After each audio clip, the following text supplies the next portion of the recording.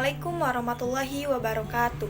Perkenalkan, nama saya Debbie Febriani, mahasiswi Politeknik Negeri Subang, Prodi Sistem Informasi, kelas 1B dengan nomor pokok 10107018.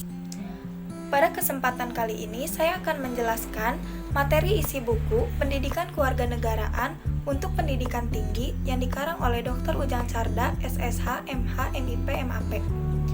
Adapun resum dari buku ini akan dijelaskan sebagai berikut.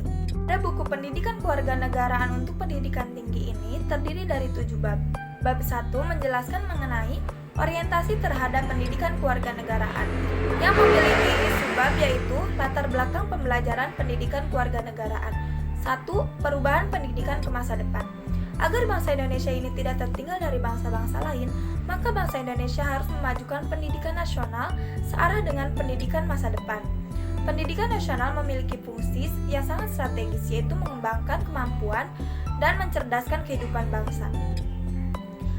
Agar semua itu terlaksana, maka harus dilakukan mempersiapkan pribadi sebagai warga negara dan anggota masyarakat yang bertanggung jawab, menanamkan dasar pembangunan berkelanjutan bagi kesejahteraan manusia dan kelestarian lingkungan hidup, mempersiapkan tenaga kerja masa depan yang produktif dalam konteks yang dinamis, lalu mengubah cara berpikir, sikap hidup, dan perilaku berkarya individu maupun kelompok masyarakat. Yang kedua yaitu dinamika internal bangsa Indonesia. Di dalam subbab ini terdiri dari faktor eksternal dan faktor internal. Faktor eksternal yaitu berupa pengaruh globalisasi yang disemangati liberalisme mendorong lahirnya sistem kapitalisme di bidang ekonomi dan demokrasi liberal di bidang politik. Lalu, faktor internalnya yaitu bersumber dari bangsa Indonesia ini sendiri. Mengapa kenyataannya muncul dari kesalahan sebagian masyarakat dalam memahami Pancasila? Banyak kalangan masyarakat memandang Pancasila tidak dapat mengatasi masalah krisis. Subbab yang kedua yaitu pengertian dan tujuan pendidikan kewarganegaraan. Secara paradigmatik, pendidikan kewarganegaraan memiliki 3 domain, yakni domain akademik, domain kulikuler, dan aktivitas sosial kultural. Domain akademik adalah berbagai pemikiran tentang pendidikan kewarganegaraan yang berkembang di lingkungan komunitas keilmuan. Domain kurikuler adalah konsep yang praksis pendidikan kewarganegaraan dalam lingkungan pendidikan formal dan non-formal. Sedangkan domain sosial kultural adalah konsep dan praksis pendidikan kewarganegaraan di lingkungan masyarakat. Ketiga komponen tersebut secara kohoren bertolak dari esensi dan bermuara pada upaya pengembangan warga negara yang baik atau good citizens yang memiliki pengetahuan kewarganegaraan, civic knowledge, nilai, sikap, dan watak kewarganegaraan, civic deposition, dan keterampilan kewarganegaraan, civic skill. Tujuan pendidikan kewarganegaraan. Pendidikan kewarganegaraan memiliki tujuan 2, yaitu 1. Tujuan nasional, 2. Tujuan pendidikan nasional. Lalu apa sih fungsi capaian, visi misi, kompetensi, dan metodologinya? Berfungsi sebagai orientasi mahasiswa dalam memantapkan wawasan dan semangat kebangsaan, cinta tanah air, demokrasi, kesadaran hukum, penghargaan atas keragaman, dan partisipasinya membangun bangsa berdasar Pancasila. Mendukung semangat kebangsaan dan cinta tanah air, mendukung demokrasi keadaban, mendukung kesadaran hukum dan keragaman. Kompetensi pendidikan kewarganegaraan bertujuan menguasai kemampuan berpikir, bersikap rasional dan dinamis, berpandangan luas sebagai manusia yang intelektual. Kemudian, membuat proses pembelajaran mudah difahami, memotivasi untuk menumbuhkan kesadaran diri. Lalu ada subbab 3 yaitu landasan pendidikan kewarganegaraan. Landasan ilmiah. Setiap warga Indonesia dituntut untuk dapat hidup dan bermakna bagi bangsanya itu sendiri. Lalu landasan hukum yaitu Undang-Undang 1945, Undang-Undang Nomor 3 Tahun 2020 tentang Pertahanan Negara, Undang-Undang Nomor 20 Tahun 2003 tentang Sistem Pendidikan Nasional. Landasan historis yaitu perkembangan mengenai sivis.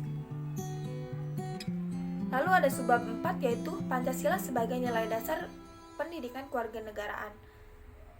1. Ketuhanan yang Maha Esa. Muatan sila yang ada dan beradab, memahami identitas nasional sebagai karakter bangsa Indonesia. Muatan sila yang dipimpin oleh hikmat kebijaksanaan adalah bangsa dan bernegara.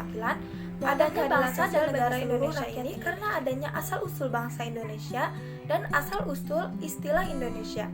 Lalu identitas nasional. Identitas nasional ini terdiri dari pengertian identitas nasional, unsur-unsur identitas nasional tersebut, dan faktor pembentukan identitas nasional. Pancasila dan Bhinneka Tunggal Ika sebagai identitas nasional bangsa Indonesia. Pancasila digunakan sebagai petunjuk hidup sehari-hari. Pancasila yang kita gali dari bumi Indonesia sendiri merupakan jiwa bangsa Indonesia, karena Pancasila memberikan corak yang khas kepada bangsa Indonesia dan tidak dapat dipisahkan dari bangsa Indonesia. Pancasila juga menjadi kepribadian bagi bangsa Indonesia, yang dimana diwujudkan dalam sifat mental dan tingkah laku serta amal perbuatan. Selain itu, Pancasila dinilai sebagai pandangan hidup, ideologi, dasar negara, dan sumber hukum bagi bangsa Indonesia. Bhinneka Tunggal Ika. Kemajemukan bangsa merupakan kekayaan kita. Dalam Bhinneka Tunggal Ika adalah semboyan negara sebagai modal untuk bersatu yang sekaligus menjadi tantangan bagi bangsa Indonesia. Keragaman budaya di Indonesia adalah suatu yang tidak dapat dipungkiri keberadaannya, yang dalam konteks pemahaman masyarakat majemuk, upaya untuk membangun Indonesia yang beragam budaya hanya mungkin dapat terwujud apabila paham keragaman budaya menyebar luas dan dapat dipahami pentingnya bagi bangsa Indonesia. Bab 3. Memahami Pancasila sebagai ideologi bangsa dan negara. Istilah ideologi. Ideologi berasal dari kata idea yang berarti gagasan, konsep, pengertian dasar, cita-cita, dan logos yang berarti ilmu. Makna bagi bangsa. Sebagai sumber motivasi dan sumber semangat bagi bangsa Indonesia. Perbandingan. Ideologi mengandung nilai-nilai dasar, norma-norma, dan cita-cita yang diwujudkan oleh masyarakat penganutnya. Putusan Mahkamah. Dalam kedudukan dan fungsi Pancasila sebagai dasar negara Republik Indonesia, pada hakikatnya merupakan sumber dari asas kerohanian bagi sistem peraturan perundang-undangan di Indonesia. Dalam arti ini, ideologi menjadi bagian dari apa yang disebutkan Unerbau atau struktur bangunan atas yang didirikan di atas kekuatan yang memiliki faktor-faktor produksi dan menentukan coraknya. Kompleksitas pengetahuan yang berupa ide-ide, pemikiran-pemikiran, gagasan-gagasan, harapan, serta cita-cita tersebut merupakan suatu nilai yang dianggap benar dan memiliki derajat yang tinggi dalam negara. Bab 4. Memahami negara, konstitusi, dan warga negara. Memahami negara. Negara merupakan integritas dari kekuatan politik dan merupakan organisasi pokok dari kekuasaan politik. Negara adalah alat agensi dari masyarakat yang mempunyai kekuasaan dan mengatur hubungan manusia dalam masyarakat. Lalu memahami konstitusi.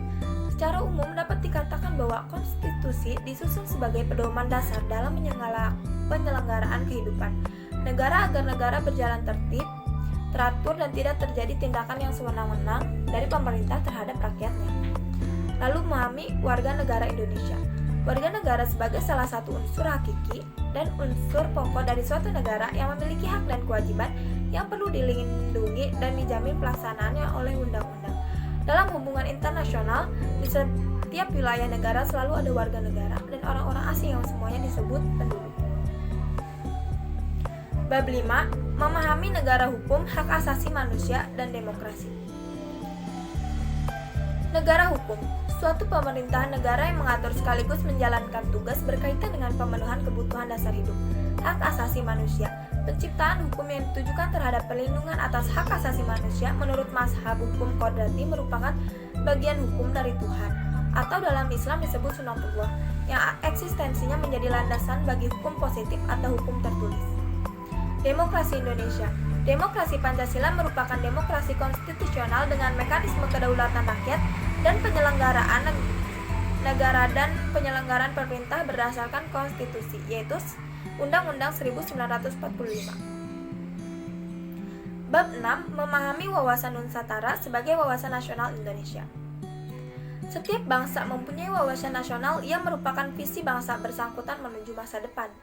Istilah wawasan Nusantara sebagai konsep wawasan nasional Indonesia berasal dari dua kata, yaitu wawasan dan Nusantara.